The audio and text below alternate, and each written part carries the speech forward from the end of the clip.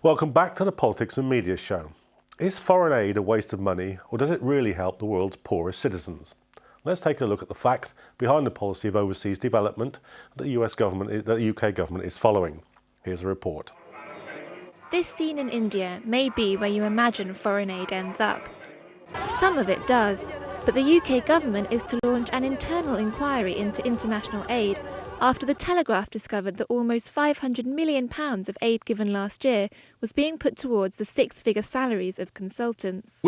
Although David Cameron has committed to spending 0.7% of gross national income on foreign aid by 2013, in line with the UN aid target, new International Development Minister Justine Greening has hinted that she would like to reduce the amount by ordering a crackdown on unauthentic foreign aid spending.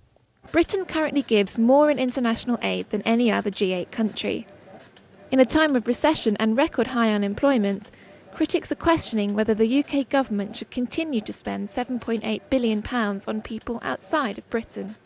The Department of International Development's budget should not be increasing as most of the rest of the public sector is cut back. Sometimes external expertise can be useful, but systematically spending these vast sums on consultants looks like a very bad deal for the taxpayer. David Cameron was forced to defend his foreign aid budget on LBC Radio last month. Look, I think, yes, we are having a difficult time in Britain, no doubt about it, but I think it's right, even as we have a difficult time, that we keep our promises to the poorest in the world, people living on, $1 a day or less. Pressure on the Department of International Development has increased following the scandal over where aid is ending up, especially after The Guardian found £166 million was spent on the sterilisation of poor people in India. Yet Oxfam, who is today celebrating its 60th birthday, remains positive about foreign aid. Aid saves the lives of millions of men, women and children in the aftermath of disasters, and it transforms the lives of millions more by kickstarting economic growth, helping parents feed their families and providing vital health care. Every year, humanitarian aid helps millions of people survive the most extreme disasters and conflicts. Under current plans, government spending on international aid will reach £10.5 billion by 2015. Charlotte Hawkins, Islam Channel. Well, with me to discuss the problems highlighted in that report, Anisha Agarwal, CEO of Oxfam India, John O'Connell, Research Director of the Taxpayers Alliance. And we're joined on the phone by Ruth Tanner, who's Campaigns and Policy Director of War on Want. Welcome to the programme, everybody. So, John, what's your problem with giving people who are in far more desperate circumstances than practically anybody in this country some aid when they most need it? Well, I think as we've just seen in the video, not all of the money actually goes to the people who need it. We've seen six-figure salaries for consultants, and we've also seen money wasted in other areas too. Research that we carried out showed that up to 14% of DFID spending is lost in administrative spending, which obviously doesn't go to the front line. So I think it's more about a question of priorities rather than cancelling all aid spending or anything like that. And I think that over time, with the budget going up by a third over the course of this Parliament, when other departments are getting serious cutbacks, I think the government really has to reassess its priorities right now. So, Nisha, congratulations to Oxfam on its 60th birthday. Do you think that you're going to need to be in business for another 60 years? It is going to take time. In India today, despite 2 decades of very rapid growth, we have 456 million people living below a very basic poverty line of $1.25 a day. India is growing, but the benefits of that growth are not shared by all Indians. All of last week I was in Assam. We talked about humanitarian work. Oxfam came to India in 1951 for the Bihar famine. It built on the humanitarian work, built on long-term development and so on. But when there's a disaster like in Assam right now, which is just reeling, both from the floods and the conflict, the work that an organization like Oxfam is doing is extremely important. On the ground work to support people whose lives and everything has been wiped out. Okay. So, Ruth Tanner, let me just bring you into this conversation now. Do you think there's a problem if not in the idea of aid, in the practice, because the aid doesn't get to the people that those giving imagine it's going to? Do you know, actually, I think it's the other way around. I think the problem is more in the idea of aid. There's a problem we have here with the focus, which has been on the notion of aid and 0.7% and the debate being around that. This government has particularly focused on, deliverables, measurables, focusing on, the tick boxing. And I think the problem we have there, the issue around the MDGs, the way these issues have been framed, is that we then move away from focusing on the real issues, which are the issues around global and economic social justice, the really tackling the root causes of poverty and inequality.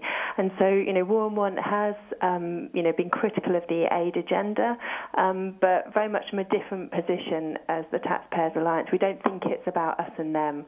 We just think many of the same challenges, the structures that keep people poor, trade injustice, tax injustice, those are the sorts of issues that we need to be addressing. And often I think what these reports have shown is that the aid budget can be used in the way that much government policy is here, to protect and support multinationals and their access to markets, rather than really challenging the root causes of poverty and the issues that will bring around equality and justice for people in the poorest countries. So, Nisha, do you accept that if we aren't looking at the wider structures that reproduce inequality, then aid is going to be both an endless in terms of time and bottomless pit? I think I agree with her that we all need to look at the root causes of poverty and inequality, but the two, it's not either aid or that. We need both, a high level of financing for just some of the basic service delivery, as well as the quality of aid. And aid is only one component in looking at the structural causes of poverty and inequality, but it's a very important one. Along with that, I would say trade, immigration, climate change policies, it's the whole package. So I don't think we need to position as either aid or tackling, it's both. And John, shouldn't you really be on Ruth's side of the argument? Isn't there something more structural that needs to be done here? Wouldn't it be better from a taxpayer's point of view if the structural facets of the society which reproduce the need for aid were more radically dealt with? Absolutely, but I take issue where Ruth says the Taxpayers Alliance position on this is about us and them. It's not about that at all. As well as saving taxpayers' money, I think that sometimes aid can have some perverse consequences in the countries themselves, where you want private business to flourish, and putting taxpayers' money into it is sometimes counterintuitive and actually does more harm than it does good. So it's not just about an us and them issue. Ruth, do you agree with that sometimes aid goes to the wrong places and does damage where it should do good? Yeah, absolutely. And I think, some of the criticisms around aid, the criticisms that have been published in recent weeks are, really valid, that we have that debate. I think there is, though, that bigger question of how aid and the notion of aid perpetuates some of the myths about, the South needing our help and our support. And I absolutely agree that, in times of great reactions to big events where nothing else will do, then there's a cause there. But I think we have to be moving forward, and I think this is, this sort of notion of an exit strategy, the idea that we have to challenge the aid agenda, I think is really key. What I do find dangerous, though, is the idea of what will come in its place, and I feel that much of the criticism at the moment is erring towards the idea of just opening up countries to the private sector and to markets, and that's a dangerous route to go down, where we'll actually make that inequality and injustice worse.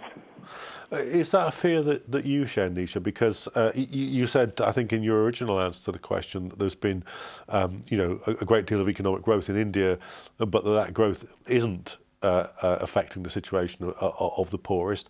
So do you think that we're in an economic climate where the aid is more necessary, but it's not actually fulfilling a gap that's being opened up by the way the economic system's working?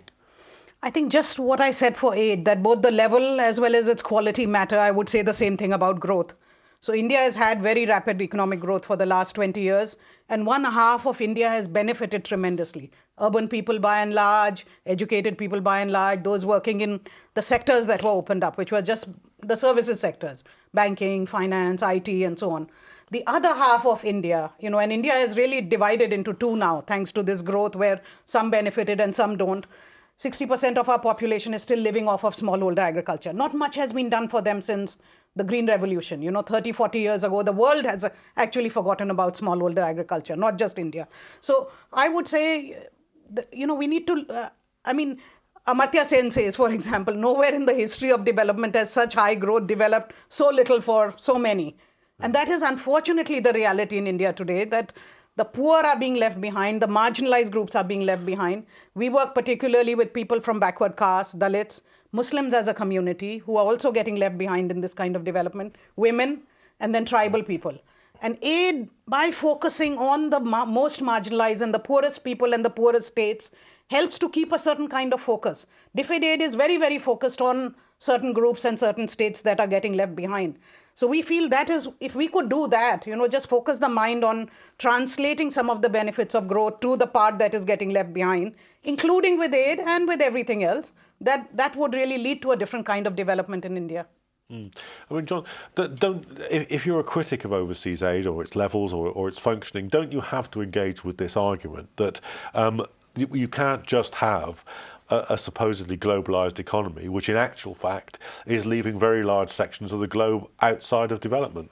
Well, absolutely, but there's a whole host of different things that you can do with international development money. So things like microfinance, so people can start their own businesses, and there's a sense of responsibility then, and they pay back the money when they eventually get their business going. There's a whole host of different options out there. What we're seeing at the moment, though, with international development spending, is far too much of it wasted on things like furnishing an office for £400,000 in India. And it's a question of priorities right now, and there's a whole host of different ways that we can help people instead of just throwing money in direct budgetary support. Ruth, well, what do you think should be done? How do you think I'm assuming that you agree with a lot of what Nisha said about the way in which globalisation has left a whole section of society outside of growth. What do you think should be done to address that issue? Yeah, I do, absolutely. And I think, as I was saying before, there's some really sort of key things around the structure of the economy and challenging those injustices. And I think it's very important at the moment to have that debate here in the UK, because, these are many of the same issues that are affecting poor people here or, people in the UK. So, just as we oppose the sort of IMF-style liberalisation policies of the 80s and 90s, we don't want to see those sorts of policies again, but in Europe. And, we need to have that debate here in the UK so that people don't see this as us and them, as us giving handouts to the poor, but actually are challenging some of the, the root causes of inequality. So it is about, tackling unfair trade terms, tax avoidance by multinationals, and looking at where aid is serving the interest of Western corporate interests rather than the interests of the people who live in those countries. So I think it's important that we're having this debate at the moment, and it's an opportunity, I think, to move forward. But we have to kind of get away from this idea that people need our help. It isn't that people need our help. That there are social movements, there are civil society. People in countries around the world need to have the debates themselves around the right policies for their development and their growth. And what we have the responsibility to do, I think, here is really challenge some of the structures and the policies that are keeping people poor. Nisha, what's the situation now? We've been talking about government aid, overseas development aid. What's the situation in terms of the kind of total amount of money that's going into a country like India? Is it mostly coming from governments, or is it mostly coming from people who are giving to charity and that money's going to help? Overseas aid is now a very, very tiny proportion in India. So it's really, the bulk of what is happening is dependent on government finances. But again, because this is one of the most shocking statistics about India, that 93% of the people are in the informal sector, which means they're hard to tax. So our tax to GDP ratio is still only about 10% of GDP.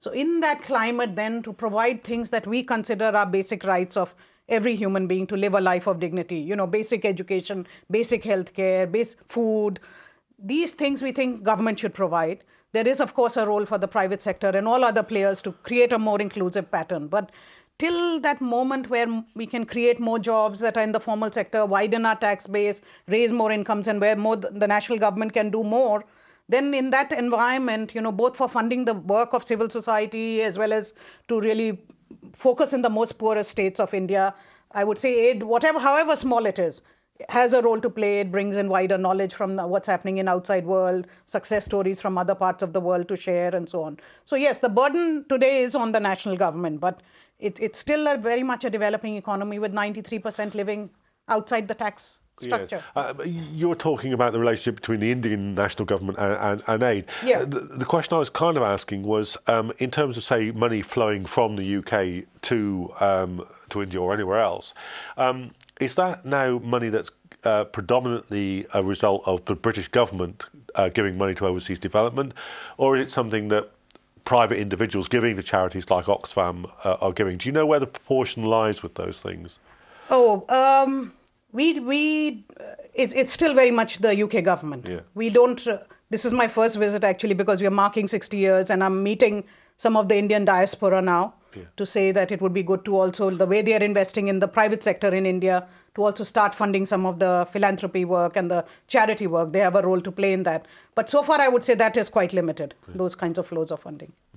I mean, John, is there some kind of recognition from the Taxpayers Alliance that actually quite a lot of people don't have a problem with overseas aid, and they don't have a problem with giving to poor people? I mean, it's actually, as I understand the figures, disproportionately the poorest sections of the British population that give most to charity and so forth. So there is a reservoir of support for this among, which you don't often hear articulated by politicians.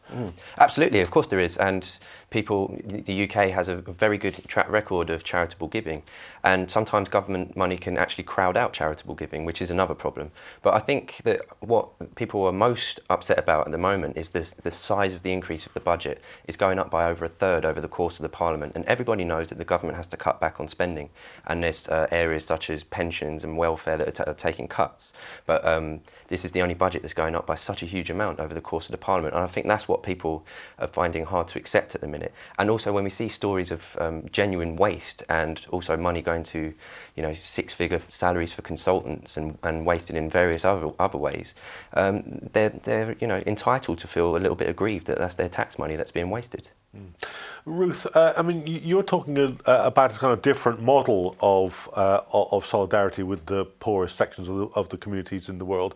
Do you want to just talk a little bit about how that might work, and what some of the sort of moments in the development of kind of social movement solidarity might have been in the last 10 years?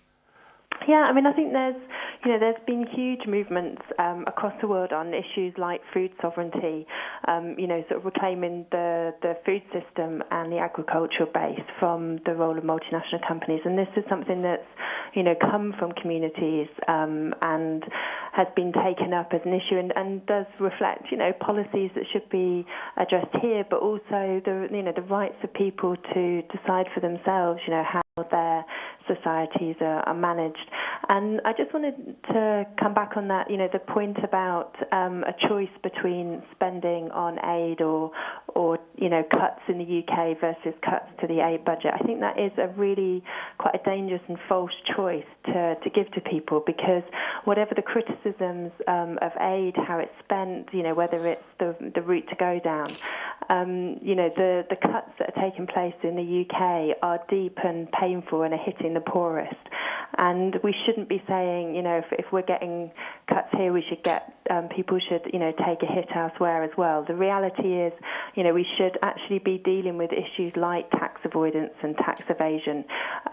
We know that the MDGs could be reached many times over if tax avoidance, evasion by multinationals was dealt with. So these are the sorts of issues we should be dealing with. We shouldn't be cutting and hurting the poorest either in the UK, Europe or anywhere else. But Ruth, what about the size of the increase? It's going up by over a third over the course of the Parliament. I think that's what people find hard to square, is just the actual size of the increase of the budget, and to hit this arbitrary 0.7% target. I think that people are right to feel a bit aggrieved about that. But isn't the question with a percentage? I mean, you return to the question of a third of an increase, and then doesn't it rather give the game away where you say to hit a 0.7% target? Well, a third of not very much is not very much. A third of £8 billion is a lot of money. In terms of government spending? Yeah, but £1 billion, I think that... Well, 75 billion pounds on just on Trident. I think the debate in this country has been so skewed to the fact that people don't even think £1 billion is a lot of money anymore. I think it's a huge increase in a budget, going up from 7 to over 10 billion over the course of Parliament. Well, if you describe that as huge, what is your description of the £75 billion being spent on renewing the Trident missile system? I mean, that must be almost unimaginable for you. Absolutely, it's a huge amount of money. I can't get my head around those figures as much as the next person on the street, but... Is that something actually that when Oxfam is campaigning that it tends to draw attention to, is the kind of disproportions in the government budgets? Because although there's a lot, we've been part of it today, a huge debate about overseas aid, it's actually a very, very small part of government spending, isn't it? It is very small. It's 0.7% of GDP coming from one of the richest countries in the world for a world in which 1 billion people go to bed hungry every night. I mean, that's the scale of the problem.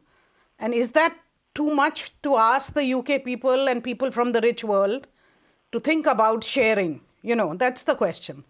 So, I mean, can we quantify how much damage the lifestyles of people in the G8 are doing through climate change to poor farmers in India, where we are seeing that 60% of our population is deriving their livelihoods from agriculture, and where we know that the rainfall patterns and the climate patterns have changed, and India today is one of the most vulnerable countries in the world.